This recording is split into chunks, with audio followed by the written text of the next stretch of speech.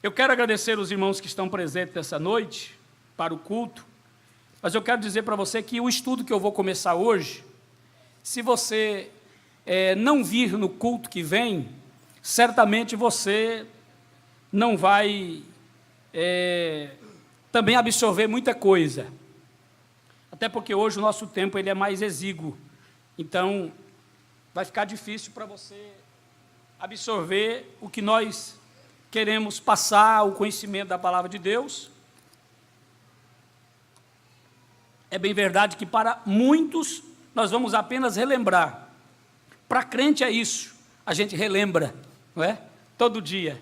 É como todo mundo sabe o que é feijão e arroz, mas chega na hora do almoço, todo mundo quer um pouquinho de feijão e arroz para misturar com um pedacinho de carne, ou com ovo frito, ou com um pedacinho de linguiça, não é? Para comer. Mas ninguém dispensa o feijão e o arroz. Então, a palavra de Deus é isso. Muitas vezes o pastor da igreja, ele não vai trazer aquela doutrina mirabolante que o evangelista que passou trazendo, não, ele não vai trazer. Ele vai trazer o feijão e arroz.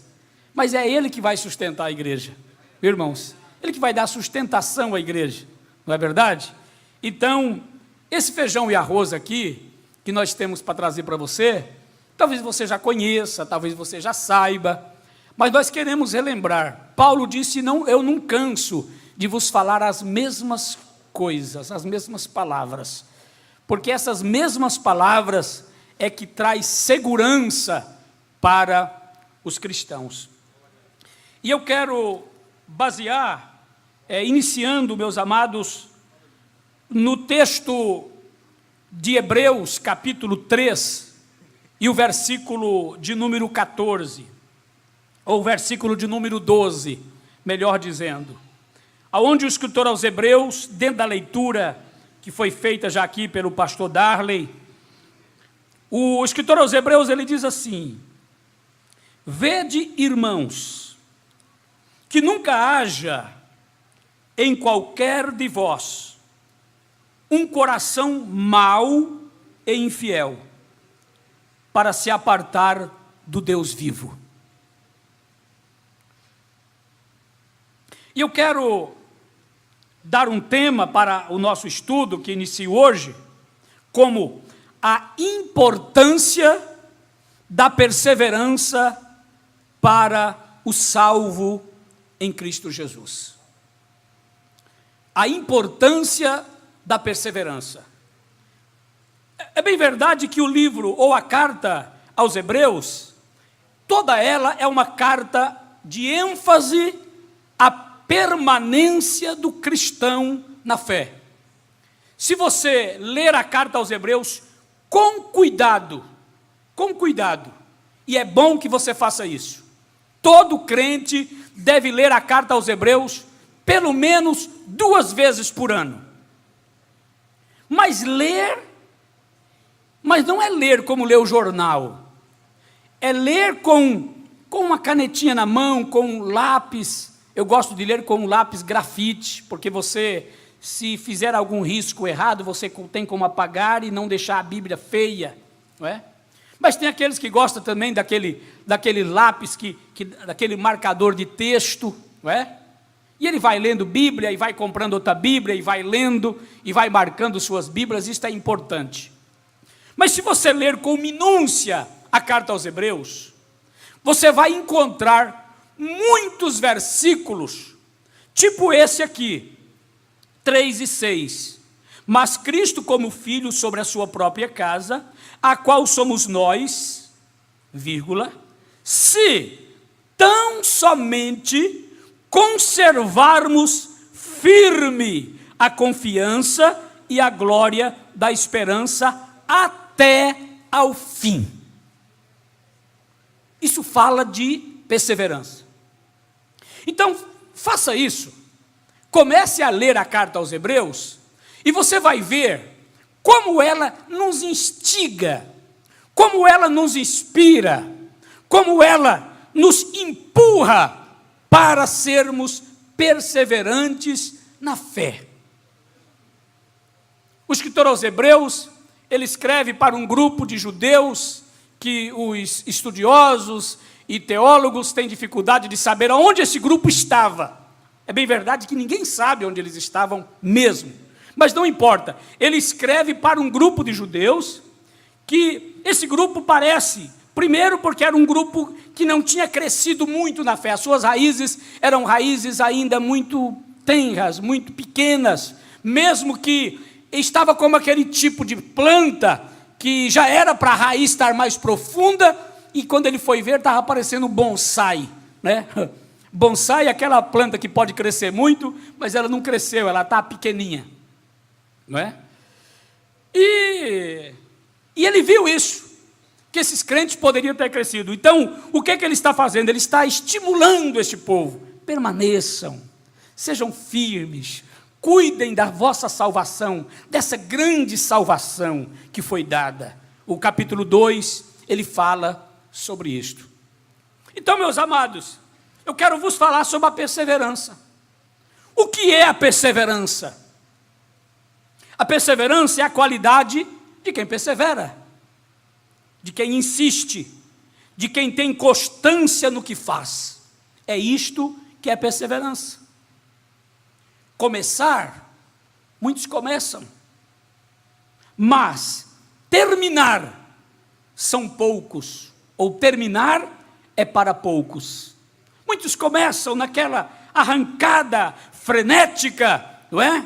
Porém, quando chega a hora de ir, de avançar, muitas vezes, quando chega os topos, quando chega as lombadas da vida, muitos não querem prosseguir. Quando se trata do Evangelho de Cristo, a coisa fica ainda mais difícil. Quando fala de começar em qualquer área da vida, muitos começam, não é? Eu estudei música ainda na minha tenra idade, e me lembro que quando o meu pai trouxe um maestro de outra cidade, porque na minha cidade não tinha maestro, de outra cidade para nos ensinar música, e ele anunciou na igreja: vai começar a aula de música. Aí na primeira aula, foi quase a igreja toda que estava para estudar música. Aí na segunda aula estava metade da igreja. Aí na terceira aula estava um terço. E depois foi diminuindo, e não terminou nem 10 pessoas as aulas de música, porque quando começaram a bater as lições de um livro, não sei nem se hoje usa ainda, chamado Bona, né? Batendo as lições, dó, ré, mi, fá, sol, lá, si, dó, ré, mi, fá, sol, lá, e lá vai, e aí o povo: não dá para mim, esse negócio é difícil demais, e vou para cá, e vou para lá, e terminaram 10. Assim é quando começa uma faculdade. Você começa muitas vezes com uma turma tão grande, e quando chega no dia do diploma, muitas vezes tem um terço daqueles que começaram. Assim é tudo que é difícil, porque fácil, não é? Fácil mesmo é comer quiabo, porque ele é liso, é só colocar na boca e engolir.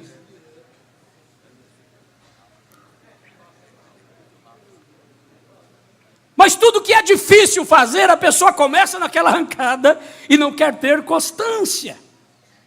Mas deixa eu dizer para os irmãos que quando se trata do Evangelho de nosso Senhor Jesus Cristo, a coisa fica ainda mais difícil, pois Jesus, nosso mestre por excelência, disse que o caminho é o quê? O caminho é apertado e a porta é o quê? Estreita. E são o quê? Não são muitos. Então ele já disse que é pouco. Ele, foi o mestre que disse. Aonde está escrito? Vamos para Lucas 13:34. Olha o que Jesus disse em Lucas. Eu peguei esse texto de Lucas, porque o texto de Mateus, que nós vamos ler também, não diz a palavra que Lucas fala. Lucas diz assim: porfiai, por entrar pela porta estreita, porque eu vos digo que muitos procurarão por entrar por ela, entrar e não poderão. Porfiai. O que é porfiar? Porfiar é lutar. Porfiar é brigar por algo ou por alguém. Porfiar é lutar pela vitória, é insistir, é perseverar. É isso que é porfiar. Jesus, ele manda porfiai, por entrar. Uma coisa é procurar, outra coisa é porfiar. Você vai ver aqui que tem dois grupos. Tem um grupo que porfia e tem um grupo que só procura. Quem procura não entra, mas quem porfia chega. Você está vendo que tem dois grupos aqui. Jesus disse porfiai por entrar pela porta estreita, porque eu vos digo que muitos, ao grupão, sabe aquele grupão, procurando, onde é, aonde é, aonde é, aonde é. Aí quando ele disse, é desse jeito, dá para mim não. Assim não. Mas tem o grupo que vai porfiar. Eu quero, eu vou lutar, eu vou pelejar, eu vou ser constante, eu vou ser perseverante, eu vou lutar, eu vou vencer. Como tem um hino, eu vou lutar, eu vou vencer o inimigo com essa espada. É a Bíblia Sagrada na mão, vencendo o inimigo. E como foi que Mateus, o evangelista Mateus, escreveu as palavras de Cristo? Mateus 7, 13 e 14 diz: entrai pela porta estreita, porque larga é a porta, espaçoso é o caminho que conduz aonde? A perdição, e muitos são os que entram por ela. Por quê? Porque é larga, espaçoso o caminho, porta larga, porta espaçosa, caminho largo. Aí todo mundo entra. Entra de todo jeito, entra de qualquer jeito, não precisa se abster de nada, não, entra de todo jeito. Ele diz, e porque estreita é a porta, e apertado o caminho que leva à vida, e poucos, são muitos irmãos, poucos que a encontrem.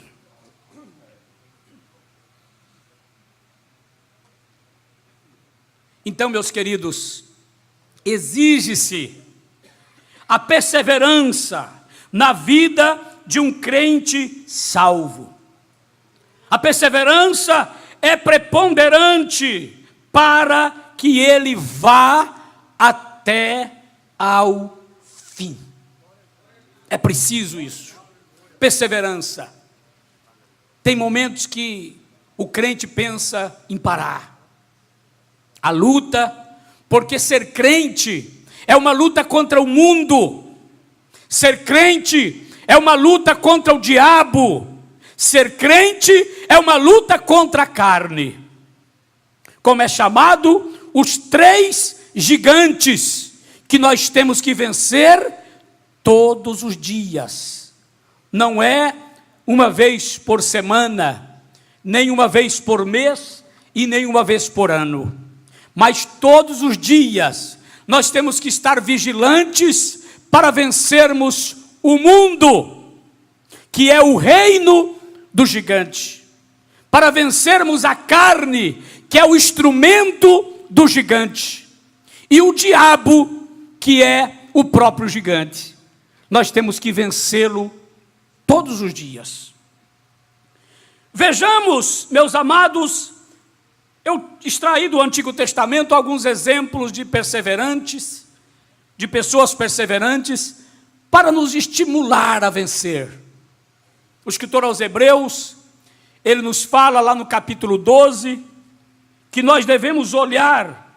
Ele diz, portanto, nós também, depois de ter falado tudo o que ele falou, ele diz, portanto, nós também, que estamos rodeados de uma tão grande nuvem de testemunhas, deixemos todo o embaraço e o pecado que tão de perto nos rodeia e corramos com paciência a carreira que nos está proposta.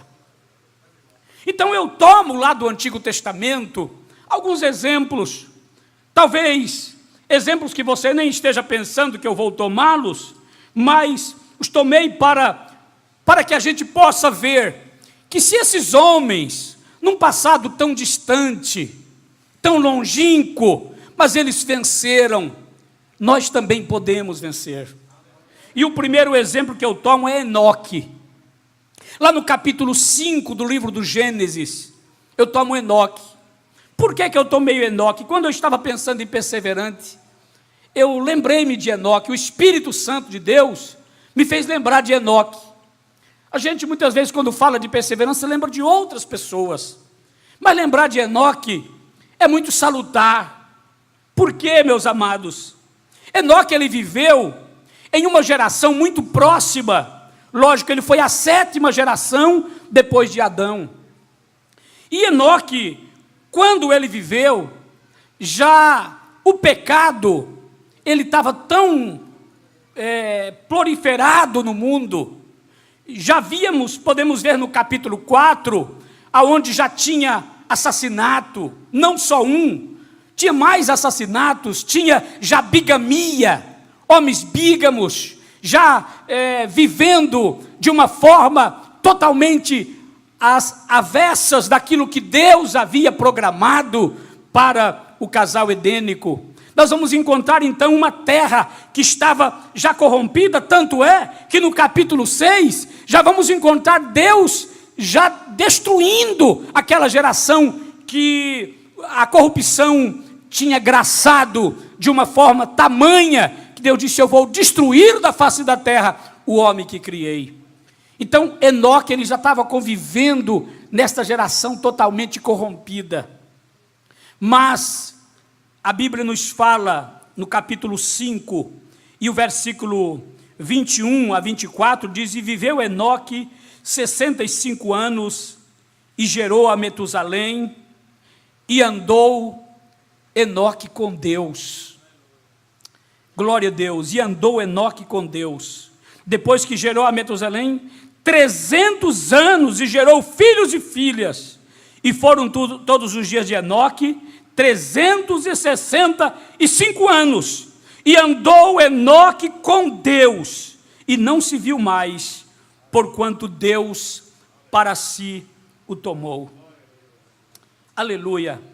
Enoque, ele foi trasladado para não ver a morte, como nos fala o escritor aos Hebreus, no capítulo 11 e versículo 5, Deus se agradou tanto de Enoque, do andar de Enoque, que a Bíblia diz que ele foi trasladado para não ver a morte. Você lembra que Deus tinha dito para Adão: no dia que você comer do fruto, você vai morrer. E Adão tanto morreu espiritualmente no dia que comeu, como chegou um dia, mesmo tendo vivido 900 e... quantos anos aqui de Adão? 930 anos. Gênesis 5 e 5. 930 anos, não são poucos, quase 1000 anos. Mas um dia a notícia correu: Adão morreu. Adão morreu. Eu penso que foi impactante esse dia, porque ele era um homem incomum. Ele não foi gerado no ventre de uma mulher. Aquele homem que a notícia correu na redondeza que morreu, foi um homem que tinha sido feito pelas mãos do Criador. Ele era diferente de todos os outros homens. Os outros todos nasceram depois do ventre de Eva, como Eva, mãe de todos os viventes. Mas Adão não. Adão, ele foi esculpido pela mão do Criador. Ele foi feito pela mão do Criador. Ele foi entretecido do barro da terra, da argila vermelha da terra. Por isso Adão, ele foi então feito, e um dia, depois de 930 anos, a notícia correu: Adão morreu. Eu penso que essa notícia impactou muito a sociedade no momento. Eu entendo que todos os homens tremeram. Todos tremeram. Todos tremeram, porque se Adão morreu, todos nós morreremos. Essa notícia foi impactante. Adão morreu. Mas teve um homem que começou a andar com Deus. Ele não andou só 1 ano, só 2 anos. Ele andou 300 anos. Que perseverança! Que perseverança daquele homem! Andar com Deus, quem anda com Deus, ele anda no contraponto, na contramão do mundo, da sociedade, da sua época. E Enoque andou com Deus. Ele alcançou o testemunho que agradar a Deus. Ele agradou Deus com seu testemunho. Algumas pessoas acham, irmãos, que eu devo viver, a Deus dará de qualquer forma. Não, a graça de Deus é tão abundante na minha vida, que do jeito que eu viver, a graça vai cobrir tudo. Paulo disse então, porque a graça abundou, aonde superabundou o pecado, pecaremos então, para que a graça continue abundando? Ele diz, de maneira nenhuma, porque se a graça abunda na minha vida, significa que eu vou viver de modo que não agrade mais o mundo, mas agrade a Deus. Aleluia. Oh, aleluia. Oh, aleluia. Você quer agradar a Deus? Enoque agradou a Deus. Ele alcançou o testemunho de agradar a Deus. E Deus olhou para ele e disse, não, mesmo que eu disse que todos os homens iam morrer, todos estão debaixo da morte, esse aqui eu não vou deixar morrer não, vem para cá, você não vai morrer. A Bíblia diz, ele agradou a Deus e Deus transladou para ele não ver a morte. A morte ficou se lambendo, eu quero matá-lo, eu vou matá-lo, eu vou matá-lo. A morte se lambendo, eu disse, não, essa aqui não, glória a Deus, ele não vai morrer. Aleluia. Mas deixa eu te dizer isto, Enoque, ele é símbolo da igreja perseverante, que será arrebatada antes da grande tribulação. Ele simboliza isso, porque Enoque, ele foi trasladado, isso é uma simbologia do Antigo Testamento, ele foi trasladado antes do dilúvio, antes que caísse o dilúvio sobre o mundo, Enoque foi trasladado, e ele é símbolo da igreja que será arrebatada. Em Apocalipse capítulo 3, versículo 10, diz o Senhor à igreja de Filadélfia, como guardaste a palavra da minha paciência, também eu te guardarei na hora da tentação, que há de vir sobre o mundo, para tentar os que habitam na terra. A igreja do Senhor Jesus, a igreja perseverante, e eu não estou dizendo de membros de igreja, eu estou dizendo de uma igreja santa, que persevera em agradar a Deus. O verdadeiro cristão, o verdadeiro crente em Jesus Cristo, ele procura agradar a Deus.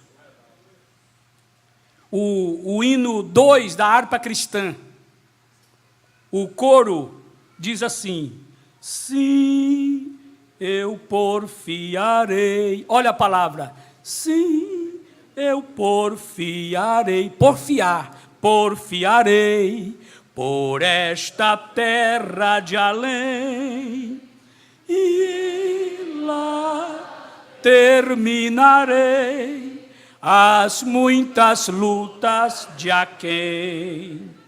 Lá está meu bom Senhor, ao qual eu desejo ver. Aleluia! Glória a Deus! Viver. Aleluia! Eu porfiarei, porque eu desejo ver Jesus.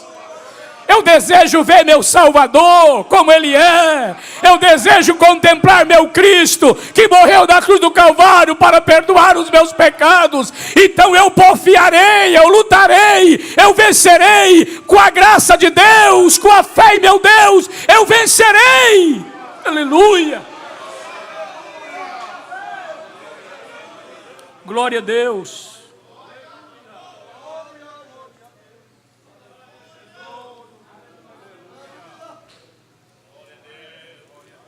O hino 26, a harpa cristã tem cada hino, irmão. O hino 26, a terceira estrofe.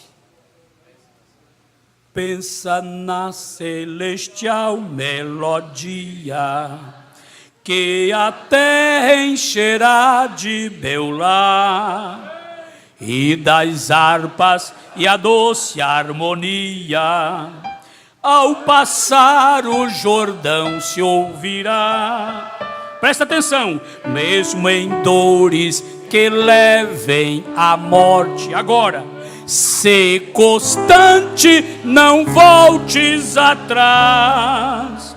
Tua herança, tua eterna sorte, é Jesus, o fiel o verás.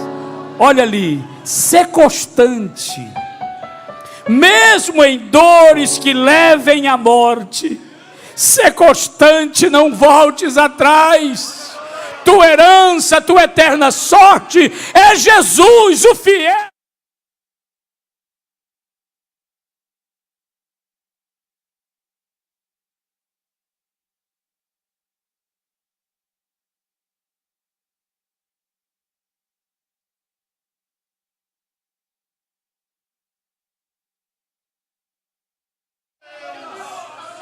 Aleluia! Oh, bendito é o nome do Senhor.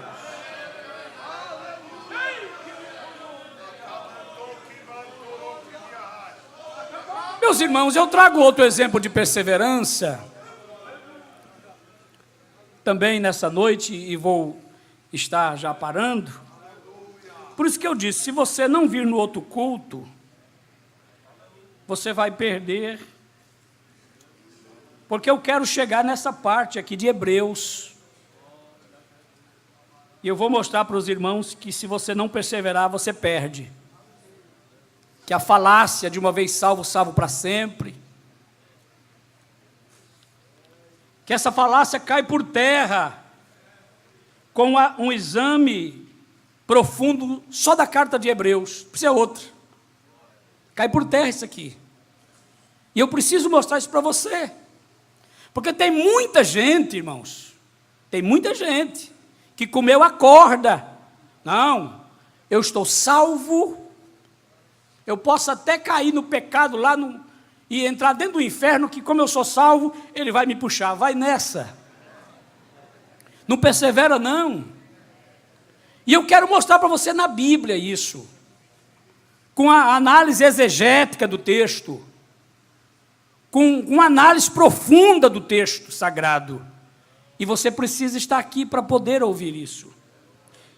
Eu estou apenas fazendo este início, mostrando os exemplos de perseverança do Antigo Testamento. Eu quero mostrar um exemplo de perseverança, não de salvação, mas uma perseverança de serviço. Porque a igreja não pode perseverar parada.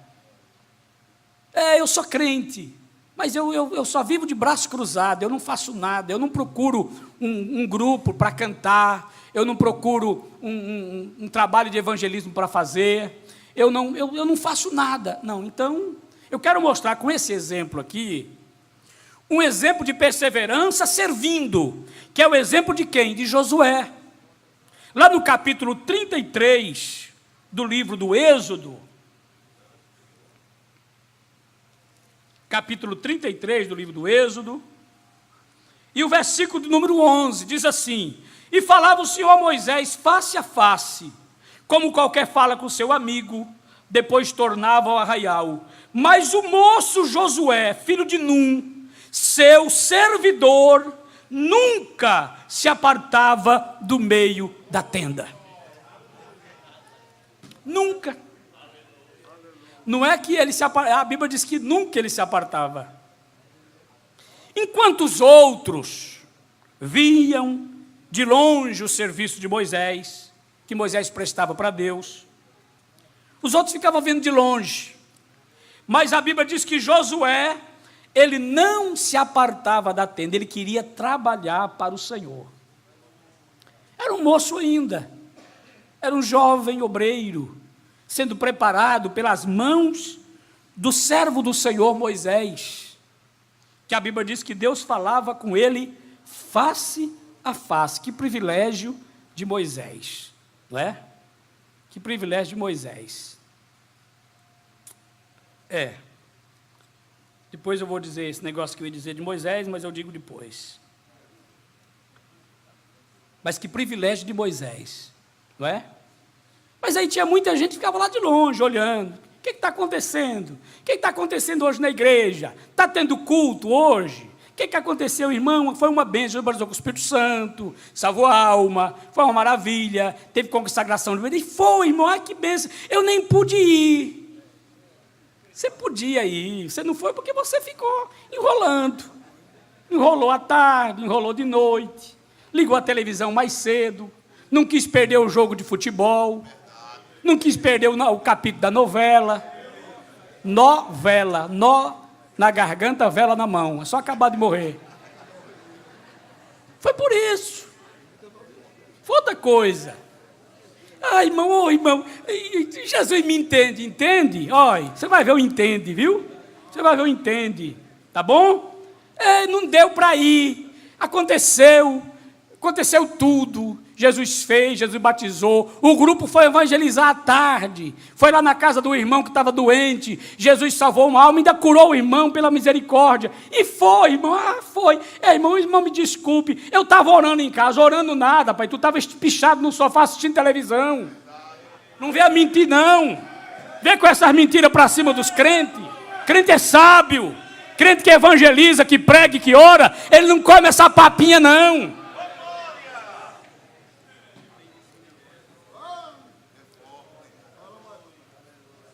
Mas Josué, ele não se apartava da tenda, ele queria estar no serviço do Senhor, ele queria estar trabalhando para Deus, porque o trabalho, irmão, que nós fazemos para Deus, ele é um trabalho que ele é computado, mesmo que a gente diga, não, eu não quero, o trabalho é bom, é maravilhoso, mas a Bíblia diz que Deus, Hebreus 6:10, dentro da carta de Hebreus, Deus não é injusto, ele não é injusto para se esquecer do trabalho, quando nós fazemos para os santos, diz a Bíblia. Ele não é injusto não, ele está colocando lá, você está trabalhando, foi lá, ganhou uma alma, foi lá pregar o evangelho, queimou, nasce no sol, ou tomou banho na chuva e tal, o vento forte, a poeira, de bicicleta, de carro, de onde foi, eu não quero saber, você foi, fez a obra de Deus, o Senhor está lá dizendo, meu servo fez, ele está na tenda, ele não se aparta da tenda, ele está de madrugada orando, ele não se aparta da tenda, ele está visitando no hospital, ele não se aparta da tenda, ele está no culto evangelístico, ele não se aparta da tenda, ele hoje foi para o culto de doutrina, ouvir a minha palavra, ele não se aparta da tenda, ele é como Josué, ele não se aparta da tenda.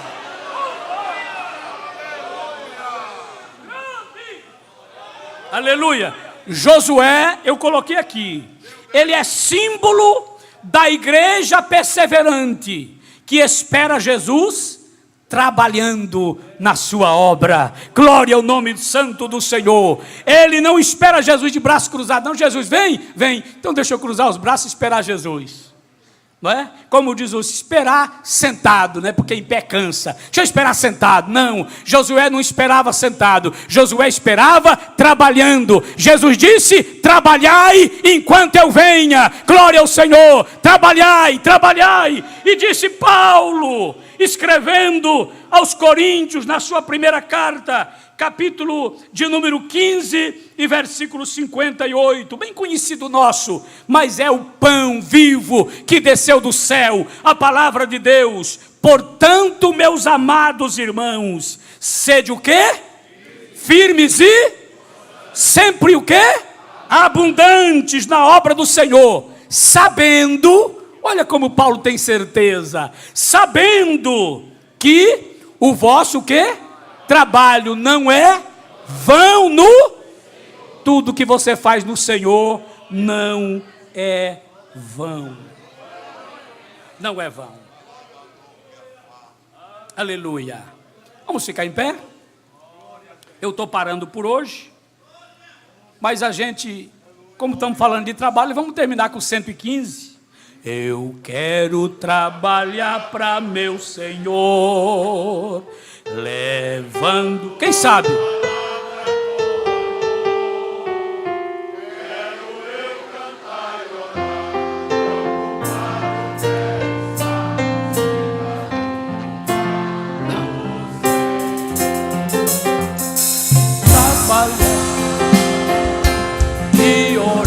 Olha aí, esperar Jesus trabalhando e orando. E na vinha do Senhor, meu desejo é orar. Se na vinha eu quero cada dia trabalhar, escravos do pecado libertar, conduzi-los a Jesus, nosso guia, nossa luz. Trabalhar e orar, trabalhar e orar, na seara e na vinha do Senhor. Meu desejo é orar, e ocupado quero estar, e na vinha. Última estrofe. Eu quero ser obreiro de valor, confiando no poder do Salvador. Se quiseres, acharás. Tem lugar para todo mundo. Do Senhor, trabalhar e orar, na seara e na vinha do Senhor. Meu desejo